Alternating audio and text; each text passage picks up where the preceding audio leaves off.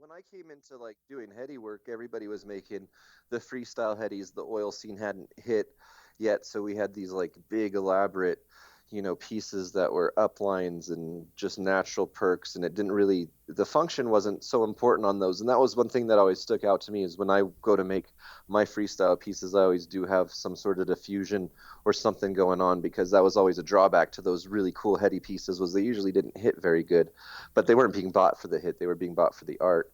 And now, we know so much more. There's been so much more brought to the table through other artists' innovations and things like that, that there are a bunch of different ways to diffuse pieces nowadays, and you can incorporate them into pretty much any design. And so now the headpieces that I'm putting out, definitely, they have diffusion and hit better than the ones that were put out, 7 years ago. This is the Wise Guy Radio Show, a podcast dedicated to educating and inspiring through conversations with today's top talents in the world of glass. We will be dissecting their journeys in hopes to deliver actionable content that you, the artist, can start implementing now, helping you grow not only as a creative spirit, but also a successful artistic entrepreneur.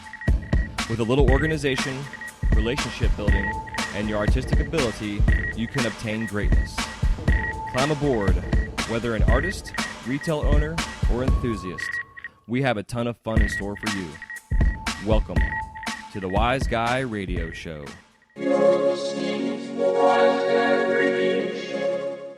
This episode of the Wise Guy Radio Show is brought to you by Mountain Glass Arts. Mountain Glass is holding their January sale, which includes borosilicate Golden Gate tubing at 20% off. Just put in the term Golden Gate at checkout.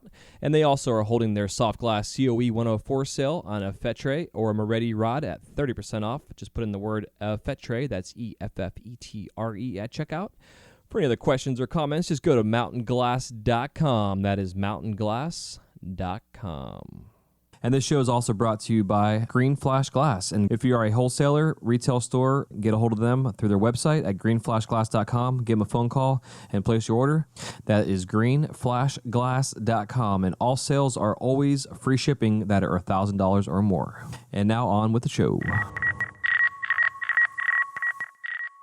Hey, what's up, everybody? Welcome to the Wise Guy Radio Show, episode number 73.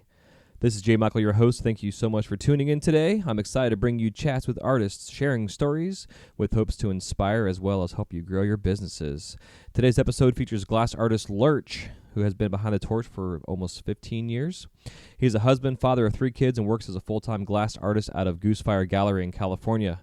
We have great conversations as well about his history in glass and chatting about the current areas of our industry with laws and rules and what have you, and just the glass world in general. Also coming up at the end of this month of January is Age in Vegas. Also, we have Champs right after, all kicking off this year's trade shows. In a future episode, we will get into depth with the trade show talk and cover what it truly takes to have a successful show. We will also be continuing our new weekly Q&A show, and if you have a question you'd like to share, please send them to info@wiseguyradio.com. Each week, I will cover 3 questions and share the research and info found regarding these questions. And also, if you'd like to join our newsletter, please go to wiseguyradio.com and enter your email at the info bar to subscribe and join the tribe, as well as receiving exclusive discounts and content not shared on the show. And if you are listening to this on iTunes, and even if you don't listen to on iTunes, if you guys would like to go to iTunes and subscribe to the show, and also give a rating and review if you could while you're there, and then also share with your family and friends and let them know what it is you do, and share the passion we all have about this industry. And before I let you go, I wanted to happily announce that we now have a new fun deal going on with Mountain Glass. For those of you out there who have not yet purchased from a Mountain Glass or ever really gone to their website, you can now go to mountainglass.com/wiseguy. And on there, we have exclusive sales just for our audience and also for those of you out there who are new to Mountain Glass. You can get some new deals on there on starter kits and what have you. Definitely check it out. I will have the link in the show notes as well. But it's one new exciting deal going on with Mountain Glass, and we have some other ones coming up very soon. As well as I will just pay attention if you guys want to the shows. We will have some pretty cool stuff going on with them. So other than that, I'm going to let you guys go. It's time for us to have our show with Lurch, who is awesome. It's a great conversation, and I hope you guys enjoy. Love y'all. Take it easy. We'll talk to you. Peace.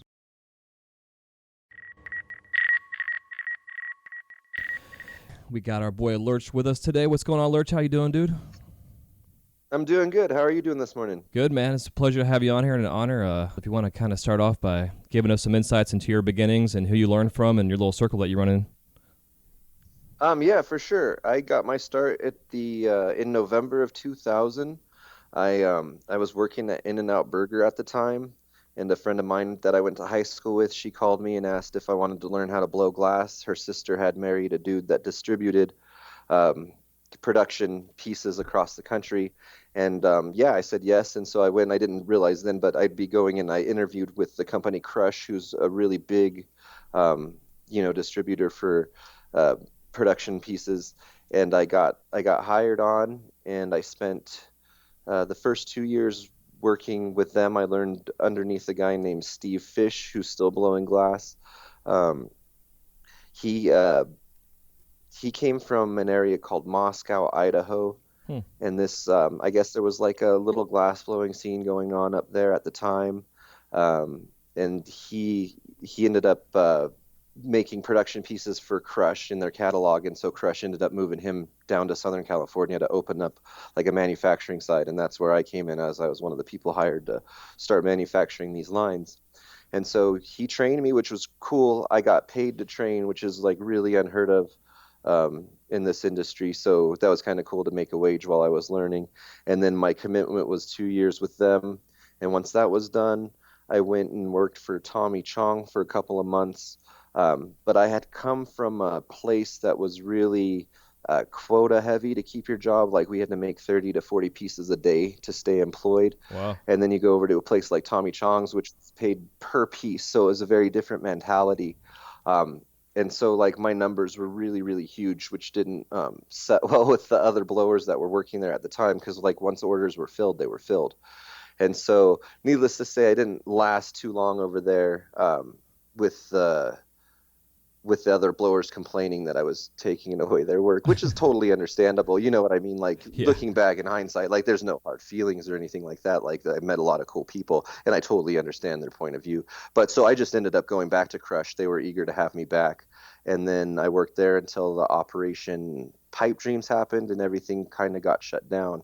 It was really weird because like right before that happened, I had like this nagging sensation in the back of my head that like, hey, yo, you got to buy your own equipment. All these people are sitting around working for these guys. You should probably invest in your own equipment. You should invest in your own equipment. And so like literally the week that my stuff arrived, that's when Operation Pipe Dreams happened. And so one day I'm sitting at the desk, and the day that that all went down, like Crush never got raided or anything like that, but it was enough with everything else that was going on for them to kind of shut down for a while. So I got tapped on the shoulder one day while I'm working and told, shut down, it's over, go home. Shit. And so that was it. Yeah, I got dicked out of my last paycheck for a week, which I was bitter about for a while. But then in the scheme of life, like it doesn't matter. I got a trade that, and I was the only one that I worked with that saved up and bought his own equipment, which was really cool. Because once that happened, I went to Alabama for like a year just to kind of woodshed and live on the cheap.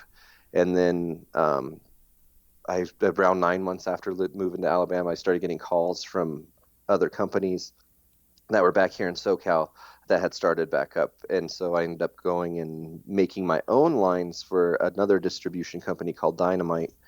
And I worked with them for like the next probably 4 years, I think until like 2007 was when I started to get really, really burnt out on the production work. You're making 100 of the same piece every week. I had like 30, I think 32 designs in the Dynamite catalog. So I did have a variety of things to make, but it was the same thing over and over and over again. Oh yeah, man. I did that same shit for about 12 years.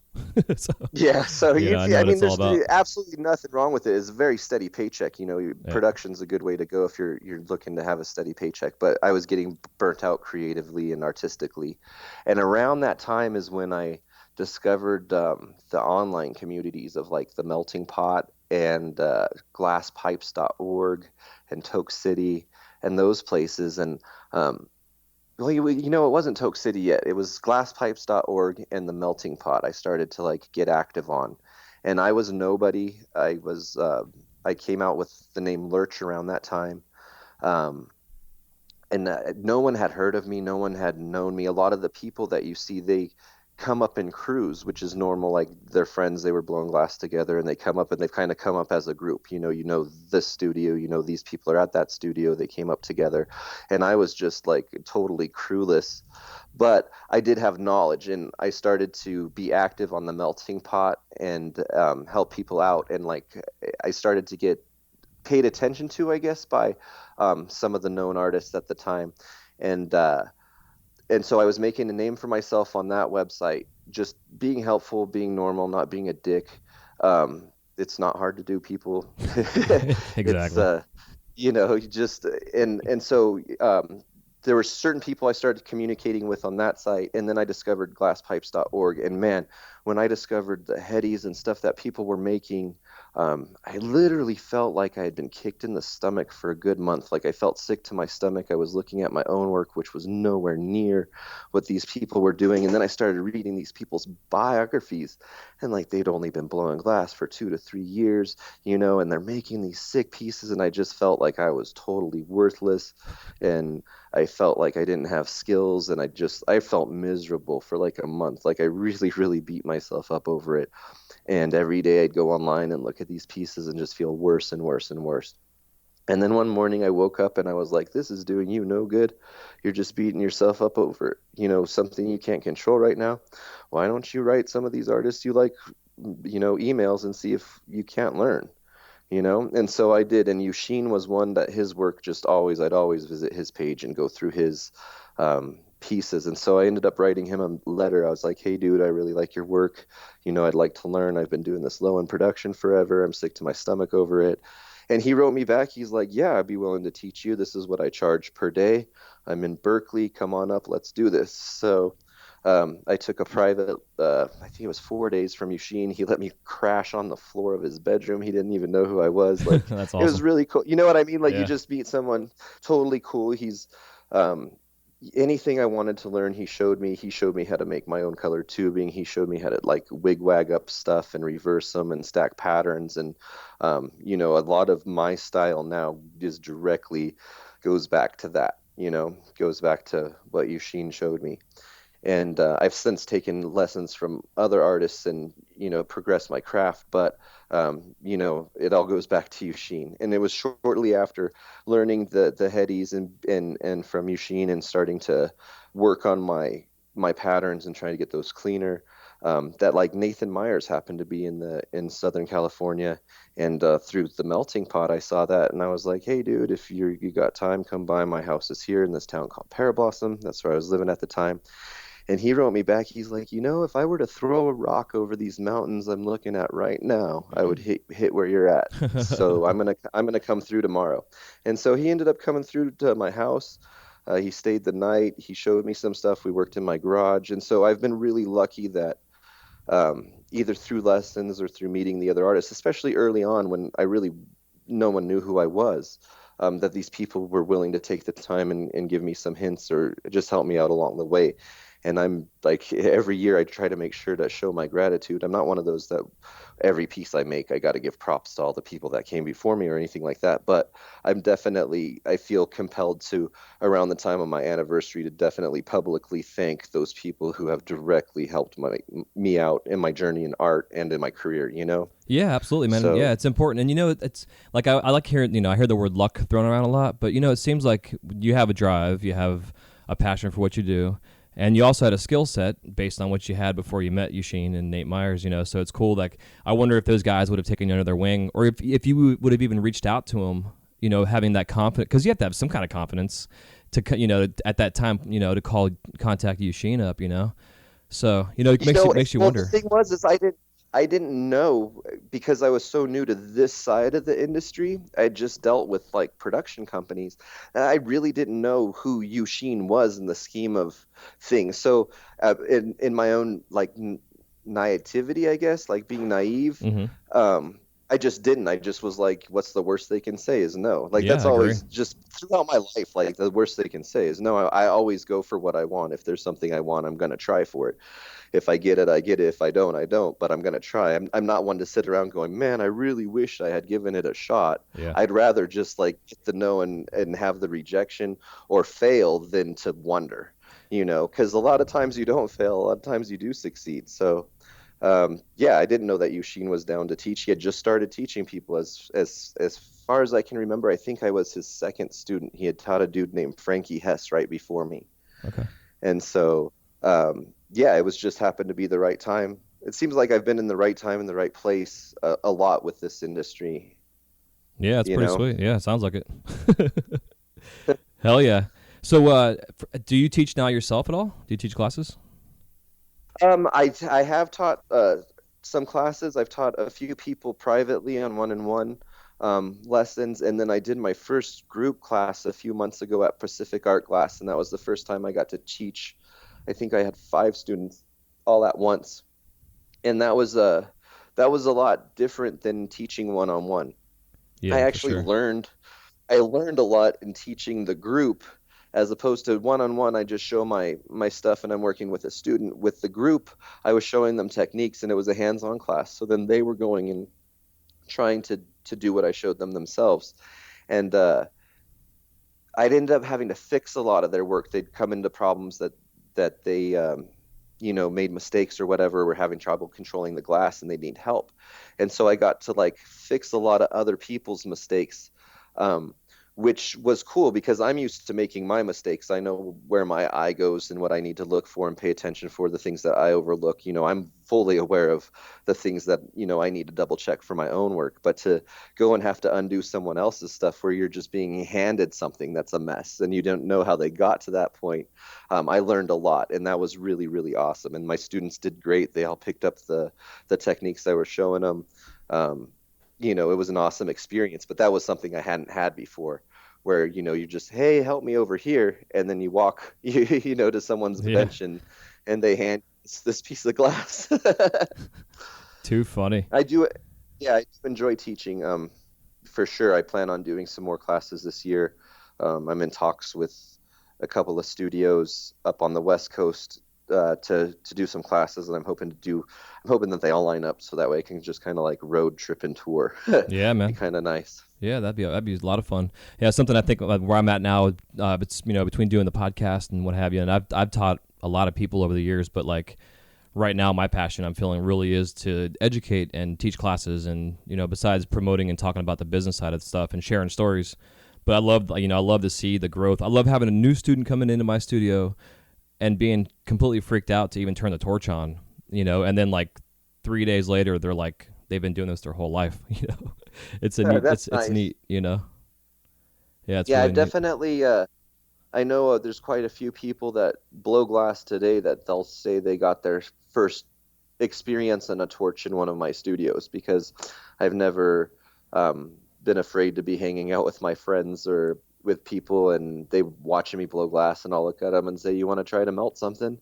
And it's neat to watch people's faces light up and really, really get into it. Yeah, it is. Yeah, it's a lot of fun.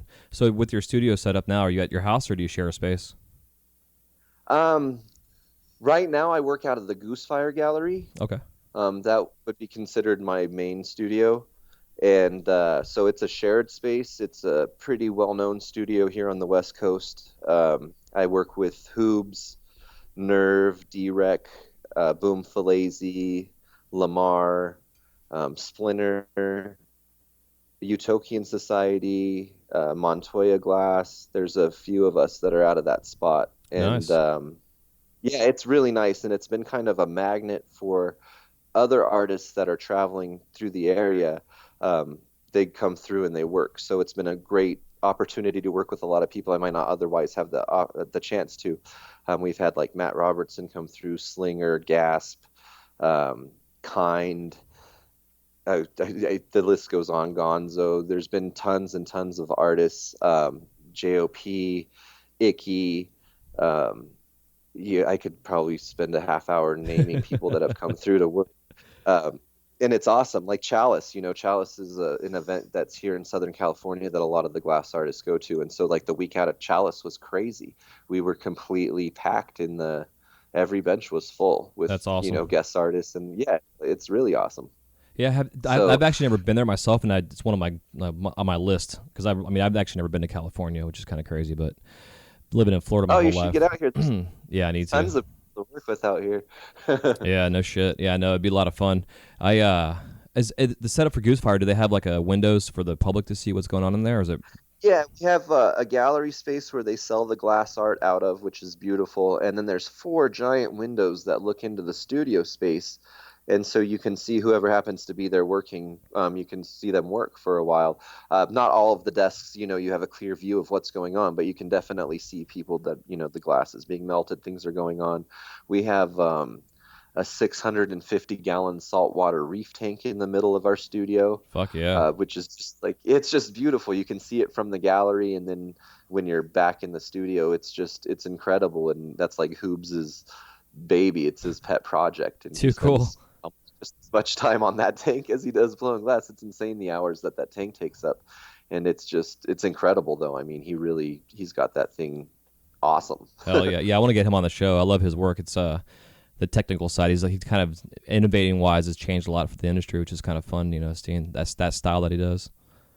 Yeah, he's awesome. He happens to be. I split my time with my living situation because Goose Fire is about on a good traffic day an hour and a half away from my house, and so to commute there every day would be unrealistic. So I actually I rent a room from Hoobs down in Huntington Beach, and I stay most of the week while I'm working down there, and then I come up to the mountains where my house is to hang out with my family. So it's a pretty it's a pretty neat um, working situation environment because it's all glass when I'm down there. My roommates are glass blowers, and it's all about the studio and the long hours at the studio, and then I'm able to get away and be in the mountains with my family Yeah, man, that's for a interesting. couple of days each. Yeah, it's not ideal for I think everybody or like the what society I guess comes to expect, but it Right. totally works for us. Yeah, I So understand that, man. Because like I working over at Disney, it's an hour and a half one way for me to go out there when I'm working over there. And when I was there full time, I was doing like 5 to 7 days in a row, and that I was like, I wanted to be home. It was like I want to go sleep in my own bed, and so I did. So I did that round trip freaking commute, man, for like almost 2.5 years full time there. It was yeah, it's crazy. rough. Yeah, yeah. Yeah, I took advantage of the time on the road with like books on tape and podcasts and different things like that, but yeah, there was definitely many days of being on the road like, man, fuck this drive. yeah, that's it. It eats away your life, if you're not um, good with your time. It can really just eat away. I did commuting for a while when I was learning how to blow glass, and it was only an hour each way, but every day that adds up. Yeah. And so when I had the opportunity to work at Goose Fire, that was one of the things that was a concern was the drive. And I mean, on a good traffic, if I have to drive through LA to get to Goose Fire from where I'm at in the mountains. And so you hit the same freeway in the wrong time, and it can be a 3 hour, or more drive. So it just became one of those things where, yeah, I got the offer to come to Goose and I got the offer to rent a room and I took it. Yeah, man. And it's cool too because it goes along the importance too of like of being supported by your family, like not only your friends and the guys you work around with and gals, but like if you have a wife and kids, it's like it's such an because it's the glass art. I mean, just as a small business owner in general, money isn't always consistent, especially when you're away for that long. It's got to it's not always easy, but it's to have the support that you have. If there's no other way you could do that. Which is incredible. Yeah, no, yeah, I'm definitely really lucky to have the family that I have. I've got three kids and an awesome wife, and um, yeah, I couldn't do it without the support, that's for sure. How old are your kids? I have a 6-year-old son. I have a almost 3-year-old daughter, and then I have a daughter that's turning one tomorrow. Oh wow, hell yeah. Yeah, so I got three and hopefully no more. I love them, but man, I I mean you have kids, so Yeah, man, two's Um, enough for me. yeah, and I mean my wife holds it down. Yeah, without her there would be no Lurch glass, that's for sure. Yeah, she's a freaking soldier. Holy shit. That's Yeah. amazing. So what when you're out of the torch and you're home with the family, what do you guys do for your extracurricular activities? When I'm home with the family, we like to The kids love it if I chase them around the house. We have pool noodle lightsabers that they like to lightsaber fight me with. Hell yeah. Uh, they love playing board games. We like going to the park. I live out in the high desert, and so um, it's kind of a rural area. It's we're not in a neighborhood like you imagine. Then we're all on like 2 acre or more lots. So we don't have like the neighborhood kind of thing where the kids have neighborhood friends to play with and that kind of stuff. But we do take them up to Wrightwood, which isn't far. It's a city that's a little bit higher up the mountains. We're in the foothills, and then the mountains are right next to us. And Wrightwood has a snowboard park and has hiking trails and has all sorts of things to do. And so we like to go up there as a family and Nice. spend time. Yeah, that's too much fun. Yeah, especially now with Yeah, Christmas being over. I was going through your Instagram the other day and seeing all your Star Wars posts and the excitement with the going the kids and stuff. It's a lot of fun. It's amazing how a movie, from our generation can now become like part of our kids' generation and really tie a lot of stuff together. It's kind of fun. It's a lot of fun. yeah, it was really cool, especially with the Star Wars, because it was a big deal in my family. I remember being a kid in line for Return of the Jedi on opening day with my mom. And so when the Phantom Menace came out in the late 90s, I took my mom on opening day to repay her. I saw, the rest of the prequel, each movie on opening day, and then, a few times at the theater. And with this one, because my son was so into Star Wars, and then we've been hyping up the movie for like the last year, he had never been to a movie theater, and his birthday is on Christmas Day. And so we told him, for his birthday, we were going to take him to the movies. And so for his first movie theater experience, we took him to an IMAX 3D showing of the Star Wars film. And, You've ruined the them. I know, right? But how awesome! And he just sat there. He didn't say a word. He held my hand on one side. He held my wife's hand on the other side. And occasionally, you'd feel him jump and squeeze, as the action got intense or whatever. But I have to tell you, he wanted me to read the words. That Yeah, at the beginning. the words in the Yeah. beginning, yeah, the little summary of what's going on, and I started to read the words, and man, I got all choked up remembering my mom doing that to me. It was kind of weird, and it was cool. It was really cool. I Yeah, man. like the kids are awesome. Yeah, dude, it's the best, and it's like I don't know. I don't know where I'd be without my kids. It's like would I be out wandering the woods somewhere or dead on the side of the road or some shit? Yeah, I It's like mean, what the and fuck? I mean that's and you love them incredibly. Like I Yeah, can't explain it. They're amazing. yeah, it's good stuff. Hell yeah, dude. So I guess with that, what kind of torch you work on? I work on a GTT Mirage. Before that, I had a GTT Phantom, and before that, for like the first 8 years that I blew glass, I used a little National 3A hand torch that was duct taped to my bench. Beautiful. Hell yeah. You hear that, guys? Anybody new out there? It is never. It's not, I mean, seriously, it's not a bad thing at all. I started on a minor bench burner, but to start off on a small torch and learn your craft is the way to go. Because next thing you know, you're working on a big ass GTT. But it takes Yeah, like six and to eight I years to get there. well, I mean, definitely, I think that I could have progressed faster if I had a larger torch at some point, but to learn on the National was not a bad thing at all. You can make some pretty good sized pieces on them. Fuming's way easier on a torch like that than Yeah. on a GTT, although I've got my fuming down on a GTT now. But yeah, I mean, now that I'm on my Mirage, I don't think I'd go back to the hand torch, as a main torch. But Yeah. um, yeah, I really love the Mirage that I have. Yeah, man. I've been working on a CC now, my Carlisle, for 15 years now. I think I've had it for maybe a little longer than that. Yeah, those are great torches too. I have a little bit of experience on those, and those are awesome torches. Yeah, but man, I've been working on a GTT lately, and it's like I'm ready. It's It time to does get to take the step. hotter quicker. Yeah, yeah. It's weird, man. It's such, and for those that are listening that don't understand, it's like the idea that the penetration of the heat gets the molecules heated up rapidly in a faster, more focused spot, so the glass literally gets hotter faster. But it's weird, man, because it's like with the Carlisle, the glass is like a gradual heat. Where like with the GTTs, it's like it takes a second, and then all of a sudden it's like boom, it's fucking it's Yeah. out of control. Yeah, it gets soupy quick. It's That was crazy. one thing I noticed too when I first switched over to the fandom. It was like the stiff, stiff, stiff, then soup. Yeah, it's crazy, right? It's neat though, and I'm really curious to see like with now that Bethlehem and other companies are coming out with their triple and quadruple mixes, and like what the hell the torch is going to be like. If it's going to be like the rig where it's gone from like an 18 mil female down to a 10 mil back to a 14, are we going to be going from these little tiny torches to big torches? Now we're going to have like these small torches. It's like kind of interesting, like the cell phones. It's kind of weird. I'm kind Yeah. of curious to see where it's all going to go because like to have a smaller, really hot torch would be freaking awesome. Yeah. Yeah. Portability wise.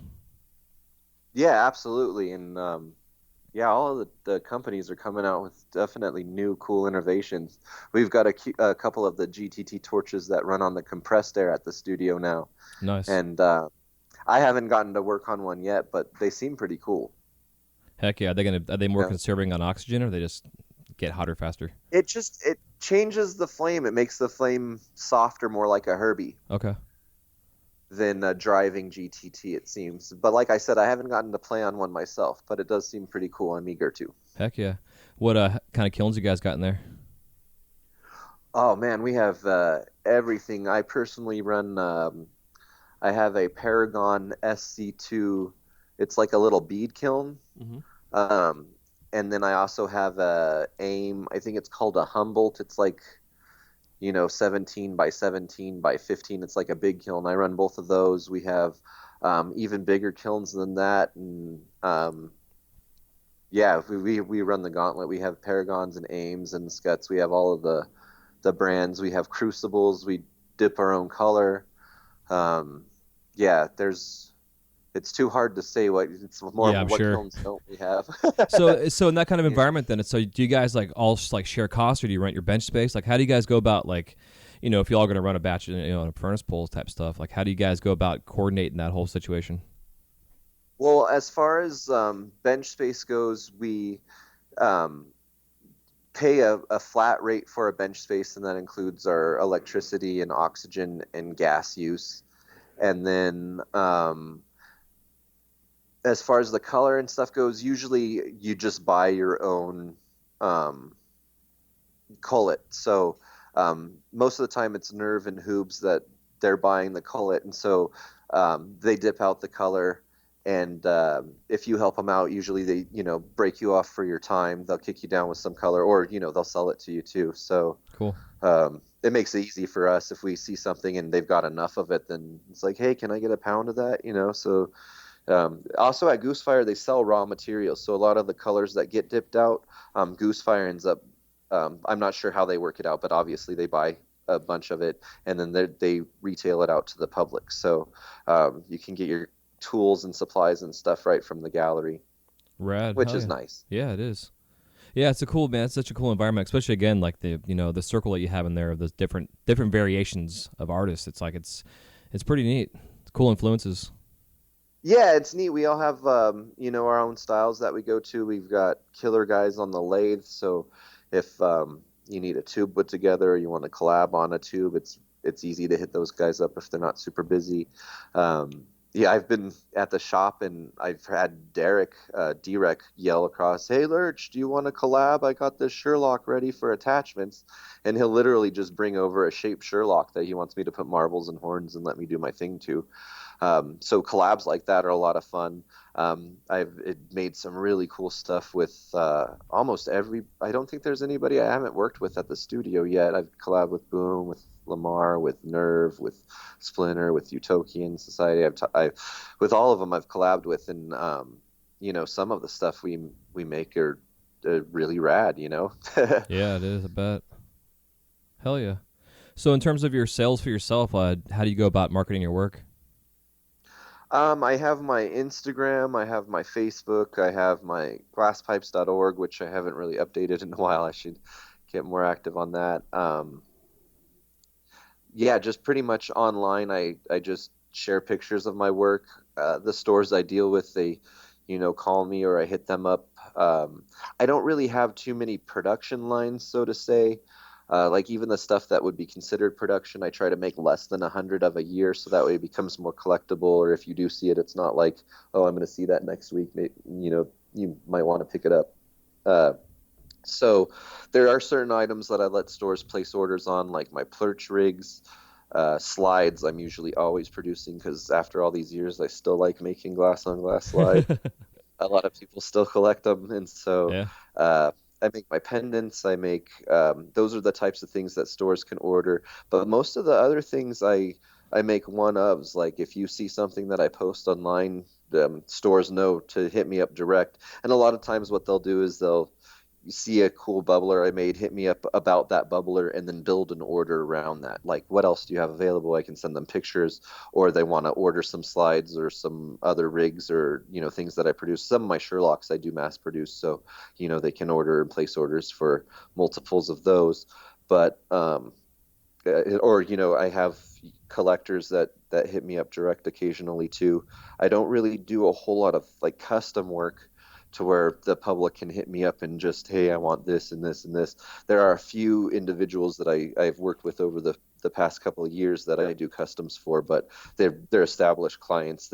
We haven't had issues with doing that kind of work in the past, where a lot of times what happens is the vision that a customer has in their head of what they want you to make and what you make doesn't line up. And so um, there ends up being problems with that. So I try to avoid doing a lot of custom work. Yeah, yeah, for sure. Actually, I'm in the been probably the past year and a half. We've been developing a website that's for customizing glass. That's going to take all that shit out of it, so they can actually see what it is that they're wanting to have made. So it's Nice. That yeah, would be an awesome thing to have. yeah, yeah, man. It's been it's a like I don't know code or computer shit, and seeing my buddy doing this stuff, it's mind blowing what they can do with numbers on a computer. Yeah, It's, yeah. I'm not very computer savvy myself. I feel spending the time in the studio that we do, we kind of, I don't know what's popular on TV right now. I watch maybe an hour of TV a week. I hear people talk about these shows that I have no idea. And then computer stuff like Lamar is really talented with the computers. He knows a lot about it, and I try to follow him when he talks. And I don't know much about computers. I'm not very computer literate, but yeah, I can make some cool stuff out of glass occasionally. And yeah, man. That's all that um, matters. Take so some yeah, pictures and put them on Instagram. yeah. I mean, I can do that, no problem. Yeah. Speaking of pictures, so do you guys have a photographer in the studio that comes by and takes pictures for you guys at all, or do you do most of your own um, stuff? I take most of my own pictures. Goose has a photographer that takes the pictures that they have of the pieces in the gallery and that they get for the gallery, and then for the shows that we have in the gallery, they have a photographer that does that. And then a lot of the guys out of the studio use Alex, and I think his I'm trying to remember his Instagram handle, but he does a lot of the pictures for Hot Breath magazine. I think it's Area SoCal or something like that. I probably have it wrong though, but he takes a lot of the pictures for Hot Breath magazine, and then he does a lot of Hoob's personal photos of glass, and he does a lot of the times we'll have him come by, and then we'll give him the pieces while he's at the studio. He might spend 2 or 3 days at the studio just photographing our glass for us. Cool. Hell yeah. Yeah. Yeah, that's nice. So do you ever do any kind of trade shows at all? Yeah, I've done lots of trade shows. I've done AGE is the one that I do the most. I've done champs um, for their glass games. I've competed in that. Um, I've done a lot of the AGE demos over the years. I've done AGE in Denver, but most of the ones I just do out in Vegas because it's not too far a drive from my house, just a couple hours. And I always enjoy the trade shows. Always, Heck they're yeah. always fun. Do you find they're more fun just for the entertainment value of it, or is it like do you have actual luck with your orders and selling glass there? Well, I don't take orders there, so for me, I just go and sell what glass I brought with me. If I have a booth, Hmm. just until it's sold out. Um, so I know for a lot of my friends that do take orders and have production lines, it's very lucrative for them. For me, I'm always happy to just sell the glass that I have made. When I get an order, it's like sometimes it's hard to get it done just because I have to make it at that point. You know what I mean? Yeah, for sure, absolutely. So. But to go and to party and hang out with my friends, that's where the real, because most of us are hermits, we hang out with each other. It's all, if we do hang out, it's usually with our shop mates or whatever, and it's just a small tight circle, and then you Mm-hmm. have a whole bunch of other people across the country doing the same thing with either themselves or their circle, and then we're all in Vegas, and some of those people are really, like, I consider good friends of mine that I might talk to once or twice a month. But at Vegas, it's like no time has passed. And um, yeah, it's awesome. It's like a big reunion every 6 months of a bunch of artistic hermits that we all have our own quirks and personalities and things that we like to do. And Vegas is a perfect playground for Yeah, it us. sounds like that's something I've always found unique about our industry. Like like you're saying, it's like we all have our personalities and stuff, and we're all also semi introverted, and it's such an interesting dynamic to have the personalities that we have being creative and wanting to get our shit out there, but then we're very like want to stay in our cave. It's kind of like you're saying, Yeah. it's unique. Yeah, it really is. I feel really lucky to be a part of this whole yeah, this whole thing. Yeah, I think hell it's yeah, awesome. yeah, it is. So after Operation Pipe Dreams, so you basically went on. You're at that point where you had your setup on, for yourself. Did you like go ahead and start your own production line, or how'd you go about kind of getting your foot back on the ground after that whole situation went down? Well, I had my own equipment. I was yeah, I moved to Alabama for like 9 months. I had a little studio in my garage at the house I was renting. Mm-hmm. Um, I kind of woodshedded, but looking back, I should have taken way more advantage at the time I had than I did. Like, I probably was lazier than I should have been All while I right. was in Alabama, looking back at how I am now. But I guess for at the time, I mean, that was just me. And and so yeah, I did a little bit of woodshedding and practicing, but I didn't spend near as much time on. I was almost intimidated by all the new equipment and not having a boss over me telling me what to do. It's kind of like having complete freedom from having absolutely no creative freedom was almost, yeah, like intimidating. Like I'd go into the studio and not really know what to make. Yeah, it's the worst feeling in it. It's like being Yeah, a writer having a blank piece of paper and a pen in front of you, and you're like, yeah, what the fuck? Where do I it's like start? exactly like a writer's block. And so um yeah, I probably could have worked but I didn't know what to practice, or I wasn't exposed to a whole lot other than the production lines we were doing. Mm-hmm. So I really didn't know. I'm a person that if I see someone do it, I can figure it out or recreate it or that kind of thing. But to sit there and try to, at that time, now I can look at a finished piece and reverse engineer it pretty good. But at that time, I didn't know enough about the medium.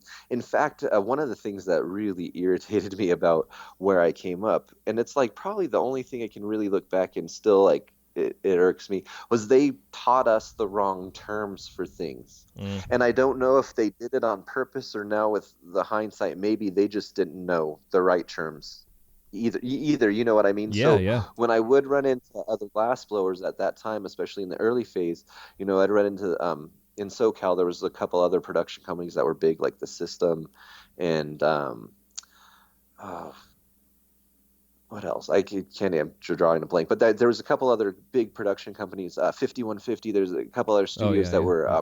pumping out a lot of pieces, and occasionally you'd run into the blowers at places in SoCal, and they'd be guys, my own age, and you try to talk to them, and they would talk, and it was like a foreign language was coming. I'd have no idea what they were talking about, and then I'd try to like talk about my work, and they'd look at me like I was stupid. You know what I mean? Yeah.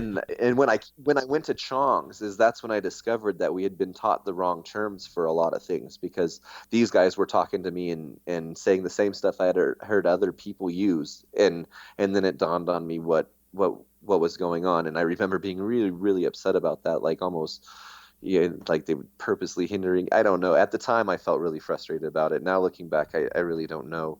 Um, the motivation. Maybe it was so we wouldn't be able to share the secrets that they were teaching us, or maybe they Right. just really didn't know the right terms at the times. But it doesn't matter now. It was frustrating back then. Yeah, man, I hear you. Um, Yeah, it's important to have that. Like, 'cause it's part of my goal with the show too is like kind of creating some kind of like across the board, same terminology you use, same definitions, pronunciations, like all that stuff. And it seems like the more our community grows, it's happening without my show, even Yeah, just like in just absolutely. naturally, the words, because like you're saying, like some people may call soda pop and pop soda, and some people call it Coke, but we all know what the fuck you're talking about. Yeah, yeah, exactly. But with glass terms, maybe not. It's like there's so many different Yeah, ways of explaining something. It's fascinating. I think yeah, I think with the glass, I think yeah, I really don't know if we were purposely taught the wrong things or and also with the whole Coke analogy, I mean, that's been around for so long that we all know now Mm-hmm. what the different terms mean, but this glass thing's kind of new. Yeah, for sure. Thinking too, man, like back on your journey, mine as well, and other artists who I've talked to and know that have been doing this for as long as we have, comparing them to the new generation that's like maybe 3 to 5 years in. It's we really didn't have the educational classes and programs, and like nobody wanted to share anything for years unless, like you're saying, you work for a production studio where they are teaching you because they Yeah. want you to work for them. But other than that, like Yeah. we struggled and had a slower progression because we didn't have the people out there now like that are teaching these classes and whatever. And because I'm in the same boat, dude. Like I was, just I'd go experiment and learn techniques, and if I didn't like that technique, I would just move on to the next one until I found my groove in a sense. In my because I think I had like 25 items in my production line I was doing. I also sold glass to Dynamite, and I had a couple different other distributors too at that time. Nice. And yeah, man, it was fun. And but once I got into, like you're saying, like once the head scene like really got going and glasspipes.org started, and I started seeing like Jason Lee and Marcel and Scott Deppy and you know Esh, and I mean like all there's a lot of guys out there, or not Esh, but Ease and Darby Home, like all those guys out there that were like who the fuck are these guys? This is crazy. I suck. Yeah. Really Yeah, yeah, it beat was yourself really up. yeah, you do, but then yeah, you either move on and try to do what you want or you just let that stop you and um I'm not one to let that stop me. Yeah, You I'm know, in the you same name boat. some of those names like Darby, that's another name him and his family have been incredible to me over the years. When I first came up as Lurch, he was one I ran into, and he was one that would actually come into Crush when I worked there, and he would like kind of show like he was the one who showed us how to write our names in glass and implode it Cool. and that kind of stuff. He was always one to share, knowledge and see what we would do with it. And so, I developed a friendship with him early on as Lurch, and I would bug him when I passed through Oregon. I'd always stop by and or wherever he was if I could stop by and see him, and I'd have him look at my pieces and man, I'd bug him, tell me what's wrong with it, Darby, what am I missing? Because in my limited knowledge of what to look for in headpieces, the things that I was focusing on weren't I was missing a lot of stuff in my own work, you know what I mean, that needed to Yeah, yeah. be like tightened up and cleaner and stuff like that. And to get him to really critique my work was difficult. And but Leela, his wife, and she's been around heady glass for forever. She was easier to get to critique my work because early on I told her I was like, I'm not wanting you to pick up, it's not an ego thing for me, I really want to get better. It's not like I'm gonna, oh, they think my work's terrible or anything like that. I want to know, I want to get good, I want to be good at this. And they would never ever ever felt like they were picking on my work at all when they would tell me. I remember Leela one time looking at my horns and she's like, do you have a hand torch? And I'm like, no. She's like, you should get one. And I'm like, why? She's like, you see this? This needs to be melted in smoother. You see this? And it was just like pointing out the little things that I was missing that, I mean, really, when it's done and you see piece A compared to piece B, it's like, whoa, I can totally see why this looks way better than this just at first glance. Yeah, absolutely. So I'm always been one that if when I run into like that family sticks out as a really strong example because I've had a lot of interactions with them where I was able to show them my work and ask for critiques and stuff. But um, I've never shied away from or get defensive if another artist, point out a flaw in my work because I take it as like, cool, I want to make it look better too. Maybe the other artists are doing it to be, rude or whatever, but I never take it that way. And I've never really felt like anybody was purposely setting out when they critiqued my work to be like that. Like I want to be good. So Yeah, man, it's Um, huge. It's such an important thing to have your glass critiqued and to be able to take your ego and put it aside and be able to deal with what someone's telling you, especially someone that's knowledgeable like that. You know, it's like I can see yeah, going to a friend and they're like, "Yeah, this thing fucking sucks," and you're like, "Dude, you can't even turn my torch on. Your opinion doesn't matter to me." But if you go to like a Darby Home or a Eugene, I mean, you obviously want them to criticize. You know, even if it's the constructive criticism, not being a dick about it, but it's important. You yeah, and gotta I've have that. never felt like that. Never, Yeah, never felt like anyone was being a dick when they've critiqued my work. yeah, it's good. Yeah, yeah, it's important. Like you're saying, it's very important to get that if you want to progress. I mean, because I know the things that I tend to make mistakes on, the things that I'm focusing that I don't make that mistake while I'm doing the work, but I might totally have pushed something else out of my mind while I'm focusing on that, something that I don't see my eye misses. Mm-hmm. Yeah, I know what you And mean. so, yeah. I was like the other day. I was working on this piece, and I was dropping some down stems, and I always heat my bass up first, and then I drop my down stem, clean everything up, and then I go back and just a quick reheat before I go back in my kiln, so there's no thermal shock or anything, any issues, and just I was in a great mood. I was getting my groove on with my music and shit, and I put it back in the kiln before reheating it, and I'm like starting the next piece, and I heard the chunky glass crack in the kiln, sound. Ah. And I was like, "Fuck!" It's like you get so focused, but then you can like just get unfocused for such a split second, and you fuck yourself in the end. Yeah, it happens. And I mean, and sometimes, I don't know if it happens to you when you're working, but you'll be working and then all of a sudden you'll get a real strong feeling that you either need to reheat it now or it's gonna crack later. Mm-hmm. And you don't, or you let it pass and then you put it in the kiln and you hear that crack and you're like, oh, Yeah. I try to always pay attention to those intuitions. And I Yeah. recently got a Bunsen burner, which, man, has totally changed my work, the way I do assembly and all of that, because I have, now this huge flame. Even if I'm not working the piece in it and it's on, it has a wall of flame behind it now that used to be colder air. And so it's slowing down the cooling of the piece, and then I can go right into that Bunsen flame and reheat it up if the piece is cold and not worry about it cracking. So now when I take things out of the kiln, it's getting warmed up in the Bunsen, especially if I'm doing attachments. I can do all of my attachments at once. I don't just have to do one or two in one little area. I can be over here working and then decide to come over to the way other side of the piece and work and then go back because of that Bunsen. And I've really, my ratio of losing pieces has gone down significantly. Heck yeah, that's a great tip. Highly recommend it. Highly recommend getting a Bunsen burner. Yeah, I remember. I think it was last year, maybe a little bit longer than that. I saw when Rob Morrison and Preston Hanna put a little video up of their class they were teaching, and it was all about the use of a Bunsen burner. And I know Rob Morrison was even saying like it was amazing. Like once he started using one, it's the same thing. It's like going from not having a hand torch to having a hand torch. So it's Yeah, I would it's say fascinating. absolutely. That's a great analogy because it's a piece of equipment that you didn't have before that now you would be lost without. Yeah, dude. I don't know what And I would do without mine. Without Preston was yeah, Preston was the one who I was able to learn a lot of the Bunsen. We've done a couple of collabs, and yeah, I mean, definitely the confidence goes up, especially now if you're working and you hear that deadly tink and crack and you feel it in the blow tube. Now you can just find it and get that in the Bunsen burner and work that crack right out. It's not even an issue. A lot of things that, and it's not like I have a lot of pieces crack. It sounds really bad, but those pieces that would crack that like that is like a kill crack. You know what I mean? mm-hmm. That's a crack that the piece is gone. Those aren't so much those cracks that used to be kill cracks aren't really kill cracks anymore with a Bunsen burner. You can really not sweat it and get it fixed. Heck yeah, that's good to know. I need to get one. What kind do you use? Yeah. I got the Carlisle Bunsen. It's a 4-jet Bunsen.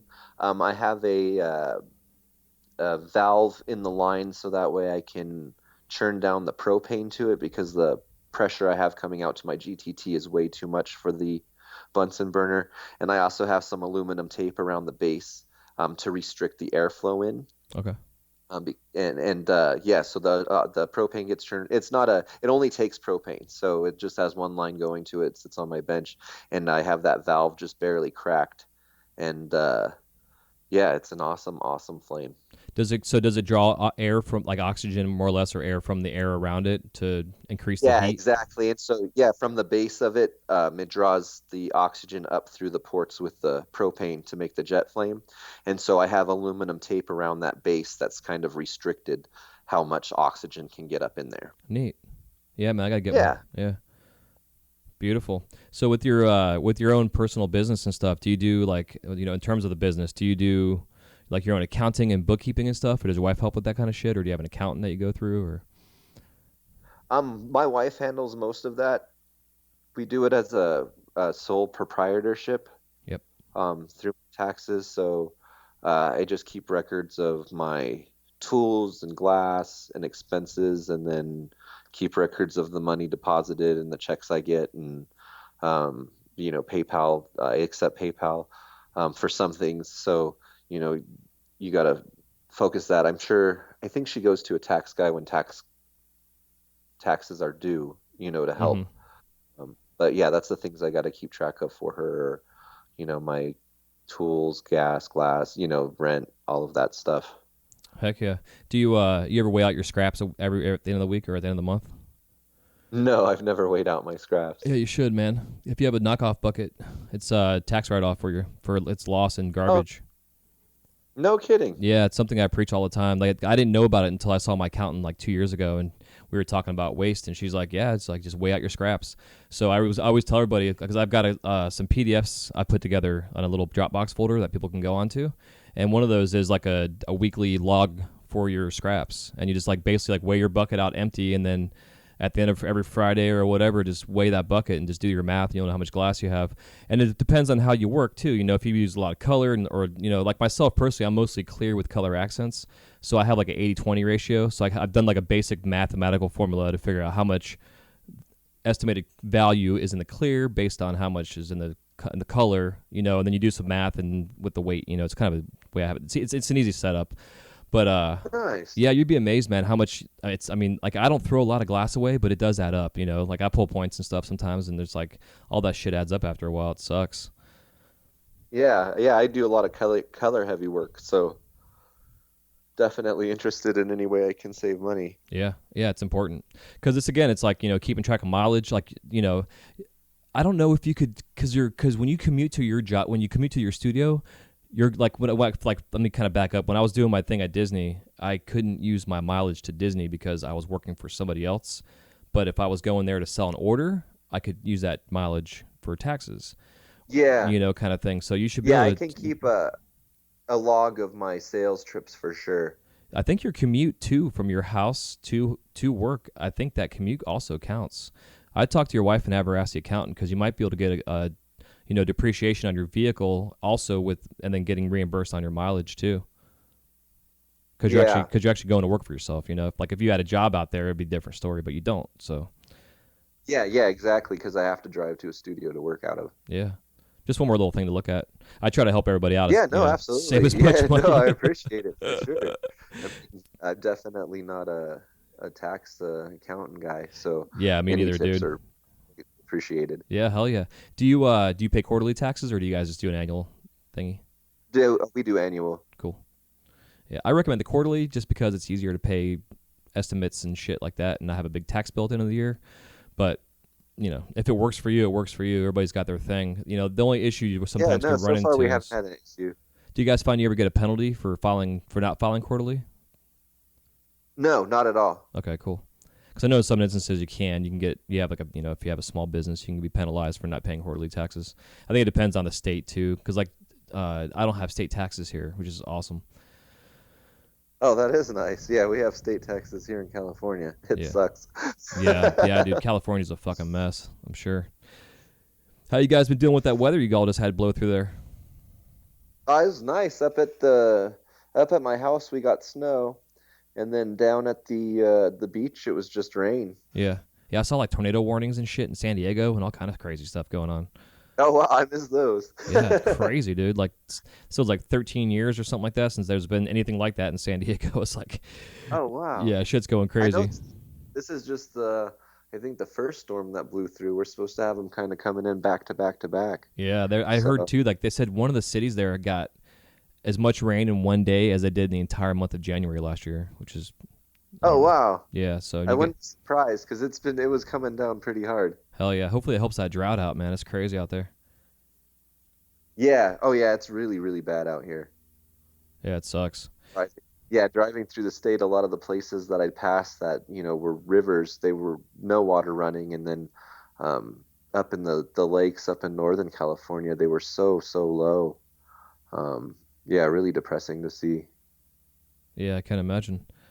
Hell yeah, man. So, kind of moving forward, one of the reasons, besides loving your work and wanting to get you on the show, was I like how you do like to educate and share things. And your post you put up recently about your skin cancer thing, that your whatever skin issue that you had, and reinforcing how important it is to wear sunscreen and stuff. You want to kind of get into that a little bit and kind of share that with us? Yeah, for sure. Like, excuse me. When I was a kid and stuff, I get sunburned a lot. We had a swimming pool in my backyard and things like that. So I'm sure that contributed to, what I was dealing with as well. But we are exposed to a ton of UV and IR light, and it's not good for your skin at all, especially for those of us that are fair complexion. I'm sure it's not good for those that have darker complexion, but I know for sure it's not good for us fair skin um, people. So I would get, the regular torch burn and stuff that we would deal with when you do tube pulls and things like that. And then one day I noticed, like, on my upper lip, like a spot that was like dry skin that wouldn't ever moisturize or go away.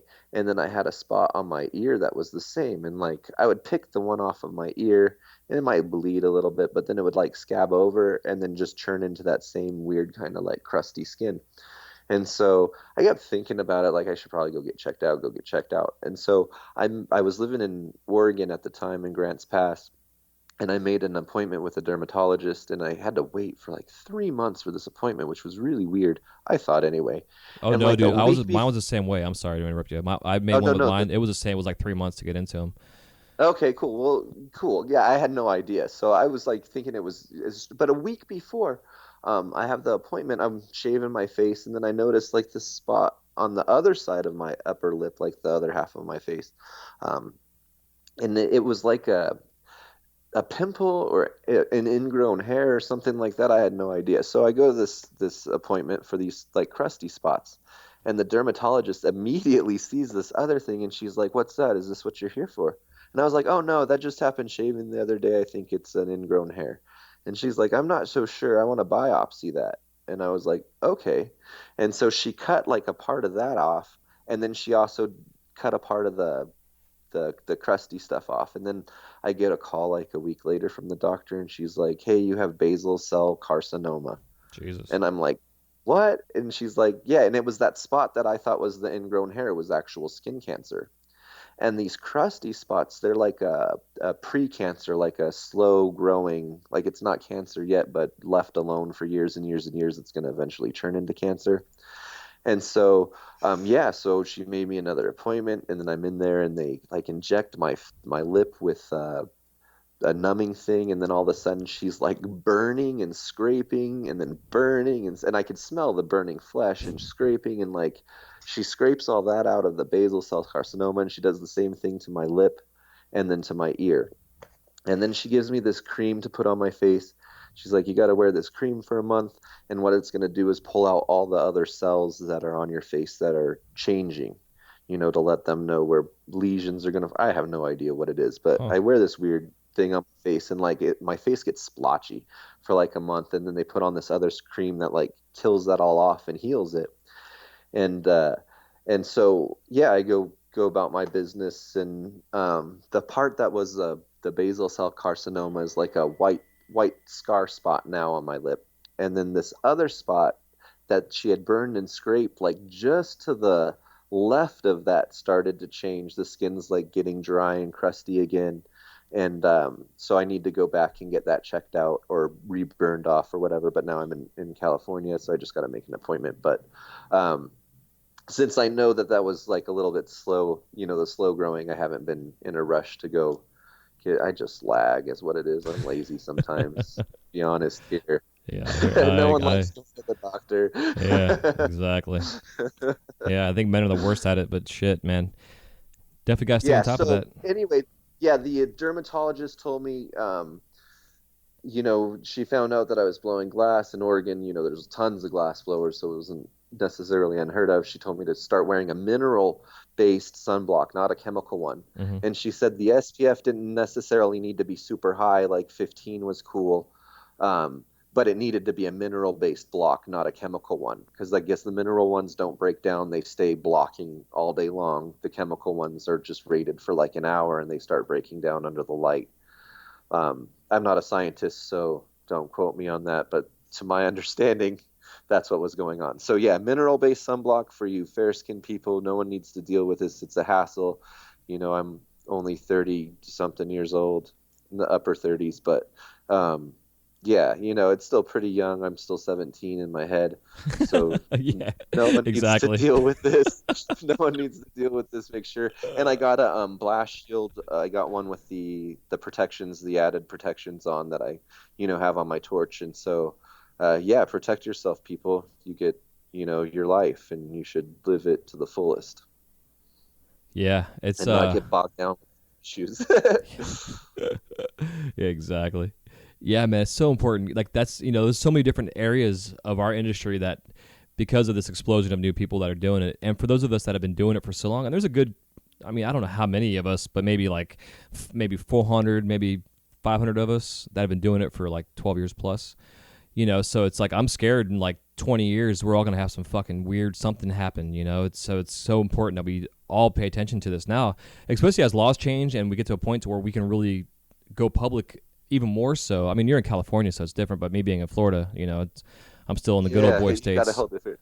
Yeah, so but once we do get federally legalized across the country, it's going to open the doors to more people coming in. And so to get this foundation of education now for everybody to understand this is important shit. This isn't just bullshit. You got to really pay attention to Yeah, everything from your ventilation to your bench setup to your lighting to your everything, especially sunscreen and your glasses that you wear. It's like those two things are so yeah, your important. eyes and your skin, and yeah, ventilation's so important. I see a lot of newer blowers skimp on that, and that's always been very important to me because you got to take care of your lungs. And a lot of the colors we use and stuff, they're off gassing some pretty nasty chemicals, and um, you want to get that away from you. Unfortunately, no matter what, using the medium, you're going to end up ingesting. It's going to happen. You're going to breathe in stuff you don't want to be breathing in, and you're going to but you got to do the best you can, and you got to be aware of that. And so, yeah, ventilation's another place that I see a lot of people kind of skimp out on. It needs to be good ventilation. Yeah, absolutely.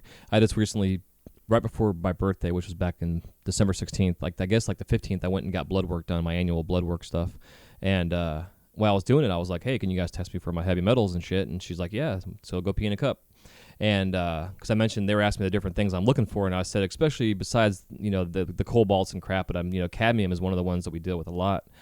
So I had to pee in a cup for that, but I can't. I literally got off my torch and drove to the doctor's, so I was like, it was all fresh on my system, and I was good to go, dude. Like there was no levels of anything that were anything of any concern. There was no cadmium in my blood work or in my urine at all. So Right. which is good, for as long as I've been doing this for, and having worked in situations and spaces that were not at all ideal for any, eating a meal, much less blown glass. Yeah.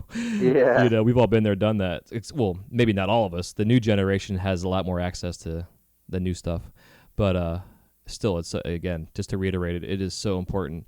And even thinking about your hands, like your hands are like the closest thing to your torch besides your face, and we don't have a blast shield protecting our hands, so we got to put sunscreen on the back of our hands and stuff too. Yeah. It's important to cover everything that's going to be exposed to the flame. Yeah, well, thanks for sharing that with us too, man. I appreciate that for sure. Yeah, no problem. So I guess right now what we'll do is we'll go ahead and take a break and thank our sponsors, and then we come back. We will crash the kiln and go through our quick round of questions.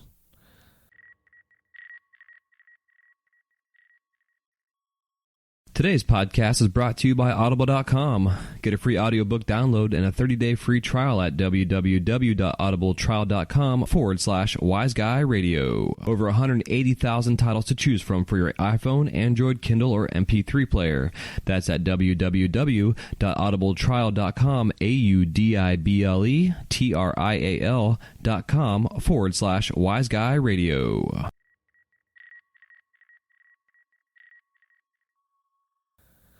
All right, dude, we are back. That was a quick little break. So we didn't really talk about this beforehand. I used to call it the lightning round, and I was trying to come up with a term that was industry based. So I was like, something we all do is crash in our kiln, or we have.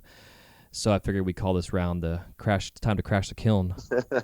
Right And on, my man. yeah, dude. So basically, it's about 6 questions, just kind of rapid fire questions. You can expound upon the answers if you would like, because generally it does happen. And after that, then we'll keep on going. But you ready to get started on that? For sure. All right, man. Let's crash the kiln. So I guess our first question, first and foremost, is if you could work with any living glass artist that you haven't worked with yet, who is it and why? I have, well, geez, I'd love to work with probably Jason Lee. I have not worked with him, and I've always been a fan of his work. And definitely, doing pattern work and bright popping colors and stuff like that. How could I not want to work with the man? Yeah, especially all the Marini stuff he's doing nowadays. It's insane. Yeah, yeah, absolutely. If you could describe the sound of glass cracking in one word, what is it? Probably that tink. Perfect. I hope I got high pitched enough there to convey the I'll do a little sound. filtration in the mix and make it higher for you. What are your top 5 favorite colors in glass? Top five favorite colors in glass would be jet black, steel wool, jade green, triple passion, and fade to black. Cool. What's the worst injury you've ever had in the studio? The worst injury, well, the most embarrassing and unbelievable, but that really happened, or the one that like was the worst injury? You want to Okay, share? If because you want like to share both, either way, dude. I I'll think. share both. Okay. Okay, the true story, when I was doing production, we sat down and worked, and I was learning how to fume with gold. And I had a piece of like a gold blob that was way bigger than what you should have when you're fuming, because you know how they like to jump off the rod. Mm-hmm. And it actually jumped off the rod and landed in my lap and burnt through my pants and through my underwear and embedded itself into my nutsack. Jesus. And not like embedded itself deep, but enough to where it was stuck. And so like I jump up, in pain. I run to the bathroom. And yeah, I drop my drawers, and there's this little shiny, like, and I did for the split second have the thought, like, maybe I could just leave it in there. uh, but like, no, I pulled it out, and like it pulled out right away. But I did have like a little burn on my bean bag for, it was sensitive, and it did really happen. And I have one of my current shop mates was at the studio at the time. I'm lucky that I still work with some of the guys that I came up with, who actually worked with me at In-N-Out Burger, and I just ended up getting them in the glass industry because they're my friends. But anyway, yeah, so yeah, that's the most unbelievable story, but it did really happen to me. And then the worst injury I think I have was probably a burn. I can't remember, but in fresh memory is a cut that it was dripping so much blood that I had to pour like a whole bunch of super glue in it, and the blood kept pushing the super glue out. And so by the time it had hardened a shell over it, I had this like mound of bloody super glue over that I just left there, and then it peeled off the next day and left like a clean cut wound that I then super glued again with way less glue. But yeah, that was like the worst. There was just a lot of blood. And yeah, some people get squeamish about blood. I never really do. I don't like seeing other people in pain, but my own is okay. Hell yeah. Yeah, man, there's been so many times where I'm like rolling a blowpipe and I'm like, why is this thing sticky? I can't figure it out. And I look down my pipe and it's just saturated in blood from like a little scratch Yeah, I had on my right? hand, You get used to these, like, yeah, that happens a lot. You get little nicks and stuff that you don't even realize while you're working. Yeah. Yeah, because you're just in the zone. Yeah, exactly. Yeah, that's why when I teach people at first, I'm like, you're going to burn and cut yourself and it sucks, but you just got to learn to just keep going, because if you sit there and ponder on it, it sucks. So don't ponder. Unless it's like Yeah. obviously really bad. I find with most burns, if you put cold stuff on it, it makes it way worse for the Mm-hmm. rest of the day. The minute that cold thing is gone, it just starts throbbing. But if you just work through the pain and get it kind of close to the heat again, in 20 minutes, you're fine. Yeah, exactly. Yeah, I agree. Hell yeah, man. So you kind of already answered this one, but I'm going to ask it anyways. In the shop, so you guys listen to the radio or watch TV? How do you guys go about that? Oh, well, we do both, actually. We have a TV, and sometimes the guys like to watch movies. Um, my back is to the TV, so I'm only kind of interested if it's a movie I've seen before, because then I don't have to be watching it. I'm kind of, know what's going on. But a lot of times we listen to music, and in the mornings, I'm usually got the studio to myself for a couple hours, and sometimes I don't listen to anything. I just like the silence. And then sometimes I like to listen to I listen to everything from rock to classical to country I listen to everything. And then nighttime, we call it Goose Fire After Dark, and you can actually look at that hashtag on Instagram. But Nice.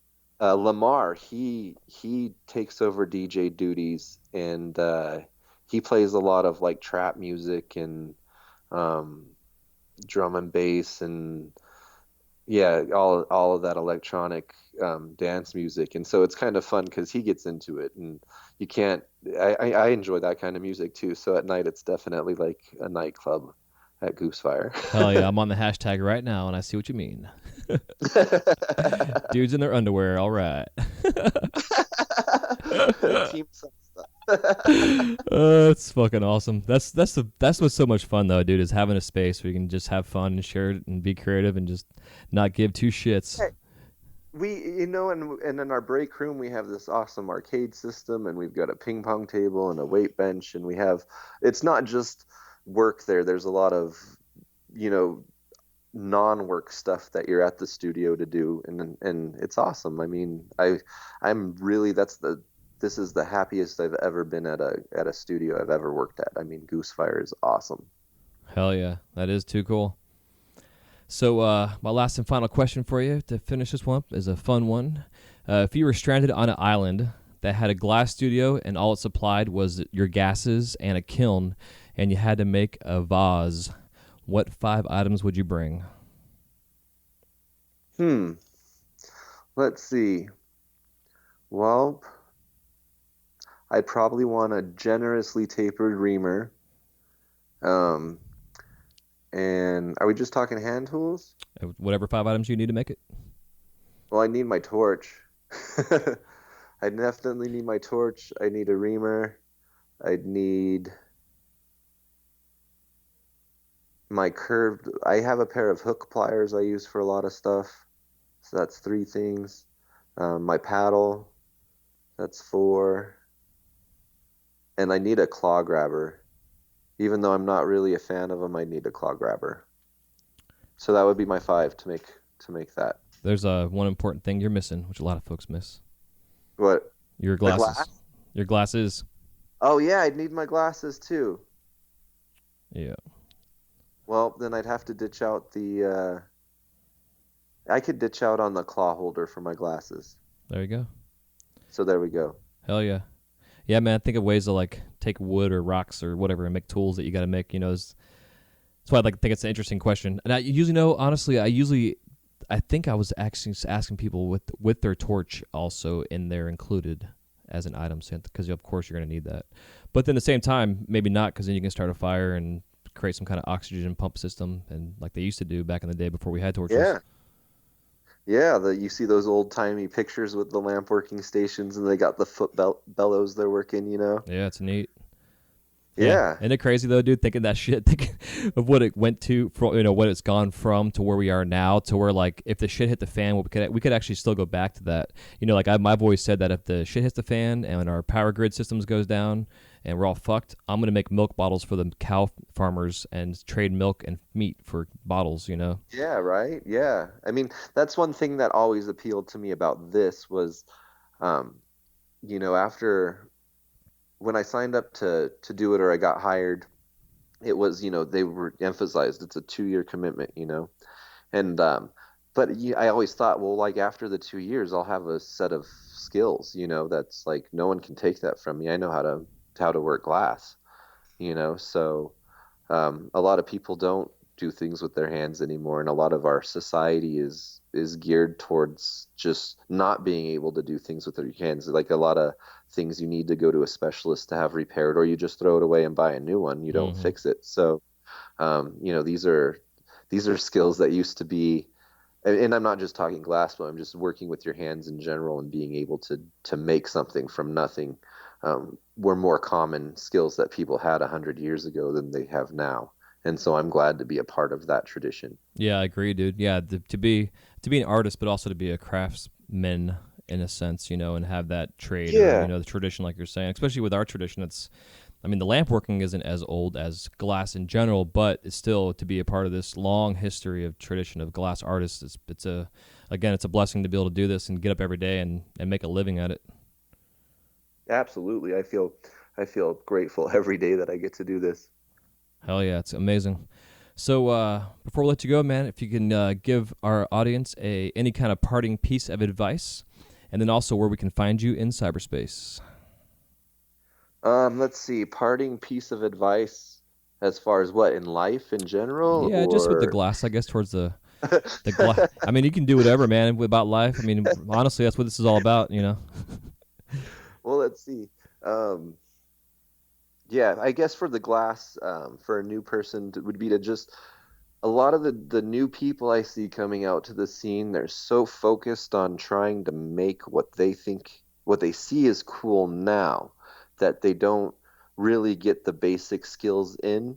And it's far more important to be able to do the basic stuff really, really well because the market's going to constantly change. So if you see something that you want to make and that's all you're going to learn how to make from the get-go is just try to recreate something that someone has already done, and then B, you don't have the skill set to do it, you're going to end up hindering your growth. But if you spend time on the basics, like learning how to blow a proper bubble, learning how to do proper welds and seals and that kind of stuff, then you can make whatever you want later on down the road without having to worry about those things because you have the basics you can build off of that.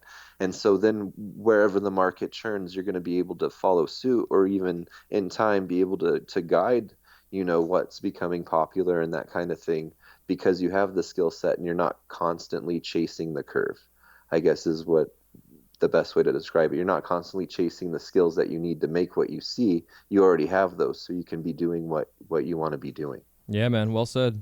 Yeah, it's like this whole fucking Q-tip holder thing. It's. I saw one of your friends that you work with on. I was looking at earlier. I can't remember who the hell it was off the top of my head, but he was showing a picture of a Q-tip holder that he made for his mom like 5 years ago, and I commented saying, I just recently posted the same thing. Went to my sister's house and saw this Q-tip holder. I made every year I make my family something, and that was like 5-6 years ago. That was the Christmas gift, was a Q-tip holder for your bathroom. So I told my sister, I'm like, that Nice. thing's worth about $1,000 right now. You can go on Instagram and auction it off. Yeah, no, and you know what? It's funny. I see a lot of people hating on those kinds of things, and like, I can't get mad at people making money at all. That's awesome. Oh Good for hell yeah, them. yeah, fucking, You know, like, it's not crack. It's some cool glass, and if someone's gonna pay the money for it, fuck it.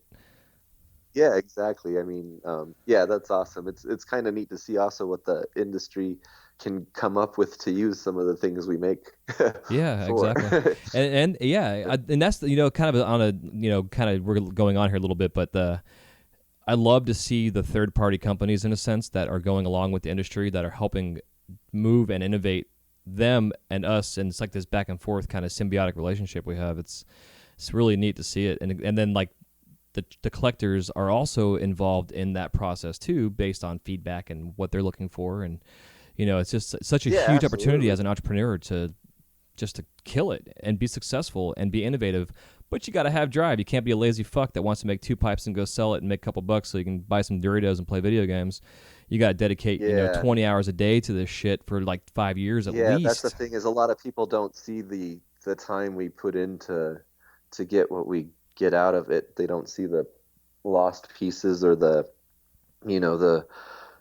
I mean, man, you go on a lot of the glassblowers Instagram feeds and it looks like we have awesome lives and we're always doing fun stuff and it looks really cool. But the reality is like, we work 2 weeks, 17 hours a day, and then we might get to go out and do something cool. So of course we're going to take pictures of that and share that and that kind of thing. I mean, it's a lot of work to do what we do. Yeah, It's absolutely. not it's not an easy paycheck at all. Yeah, man. Like I never feel hesitant or bad or whatever when my wife and I go to Disney and we go to Food and Wine at Epcot or something and we're drinking all day and I'm taking pictures of what we're having fun doing. It's like I'm not bragging. I'm just sharing that if you could have this same kind of life, Yeah. you have whatever the fucking life you want to have. This is what I choose to do, and Yeah. I'm sharing my fun with you guys.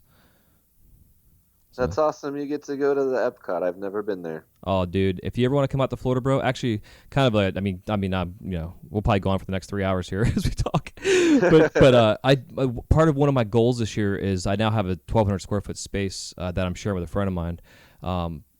So what my goal this year is to start contacting artists to bring, actually either fly in or bring into town, to come into the studio to teach us private lessons, basically, but also to collab and hang Oh, out. nice. Because I'm like Hell five yeah. 5 minutes from the beach. And we got so much going on here. I live in this town called Dunedin, and it's this little artsy fartsy town. Like people drive their golf carts around and shit. Everybody's drinking. We have like 3 microbreweries in town. Like it's a really cool place. Are But you that's guys on the east or west coast? I'm in West Central Florida, like just west of Okay, so you're outside on the Tampa. Gulf. Yeah, exactly. Yep. Right Yeah, on. so yeah, man. So and that's part of my thing too is having access to Disney is like part of like the carrot I want to dangle out there. Be like, hey, you come hang out and blow some glass with us and teach us some shit. I'll pay you whatever what you charge, and then we can go play at Disney for a day, or I got a house, or I can get your room, whatever. There's kind of some ideas I've been playing with, Awesome. but you ever get an inkling or whatever, dude, itch to come out to Florida, brother? You always got a place to stay and a studio to work in, and I'd love to have you out here for sure. Nice, man. I appreciate that. Hell yeah. And like I said, it's been 80 degrees plus, even though it's, winter. So if it gets too cold for you, hit me up. For sure, man. Thank you. Hell yeah, man. Well, thanks again, bro. It's been fun talking to you. Yeah, for sure. Thank you so much for having me on your show, man. Yeah, hell yeah. Absolutely. Anytime. And don't be afraid to share the show with your boys in the studio there. I'd love to get all those guys on this show. Oh, I'm sure a lot of them would be interested to be part of the show, my man. Yeah, it'd be fun. So, hell yeah, man. We'll take it easy and happy melting. And I hope you all enjoyed this talk with Lurch. And we'll see you on the flip side. Oh, hey, dude, you know what we forgot to say? And real quick, is you never gave us how to contact you out there in cyberspace. Oh yeah, how to contact me in cyberspace. You can find me at glass, or yeah, you can email me at glasslurch@yahoo.com. You can find me on Instagram, Lurch Glass. You can find me on Twitter, Lurch Glass. I don't really do much on Twitter, but I got one. And then, yeah, most everything you can either Google Lurch Glass to find me, or just put it in the search bar of whatever social media you're looking for. I probably have an account. I do most of my stuff through Instagram. That's the one that is the easiest and most fun for me to use. So that's the one I would recommend you follow me on. Hell yeah. Sweet. All right, man. Well, thanks again. And go check out his page at Lurch Glass on Instagram. You guys take it easy.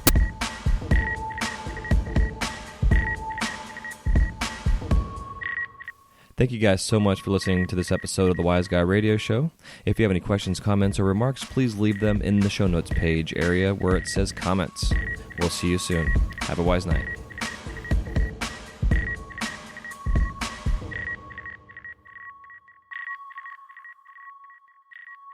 You're listening to the